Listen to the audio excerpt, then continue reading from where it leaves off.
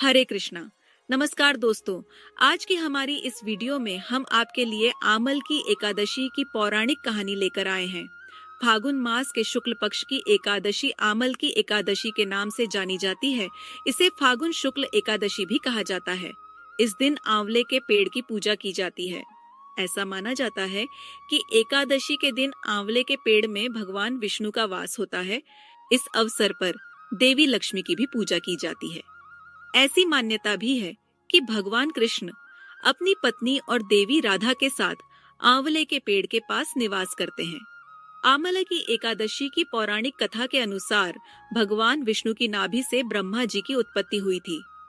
उत्पन्न होने के बाद ब्रह्मा जी के मन में जिज्ञासा हुई कि वह कौन है, उनकी उत्पत्ति कैसे हुई।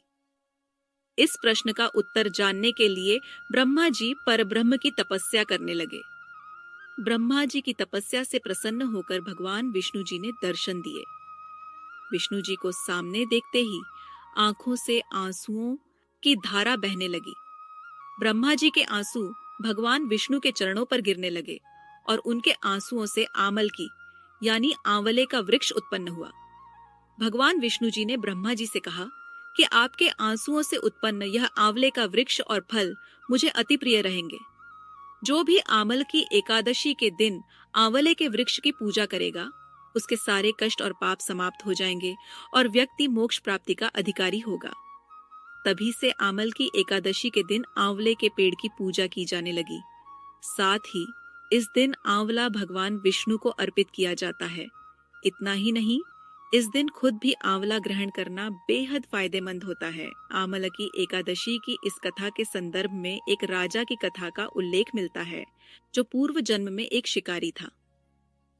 एक बार आमल की एकादशी के दिन जब सभी लोग एकादशी का व्रत करके भजन और पूजन कर रहे थे, तब चोरी के उद्देश्य से वह मंदिर के बाहर छुपाकर बैठा था। मंदिर में चल रही पूजा अर्चना देखते हुए वह लोगों के जाने का इंतजार कर रहा था। अगले दिन सुबह हो जाने पर शिकारी घर चला गया। इस तरह अनजाने में शिकारी से आमल की एकादशी का व्रत हो गया।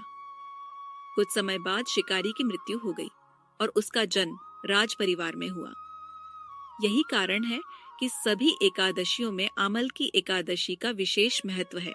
इस तिथि के महत्व को बताते हुए भगवान श्री कृष्ण ने गीता में कहा है, मैं वृक्षों में पीपल तथा तिथियों में एकादशी हूँ।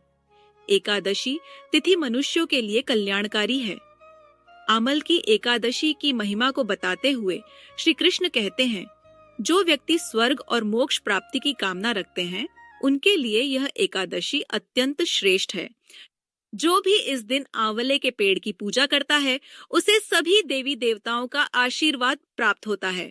तो दोस्तों, ये कहानी आपको कैसी लगी कमेंट में लिख जरूर बताएं और साथ ही इस वीडियो को लाइक और चैनल को सब्सक्राइब कर दें।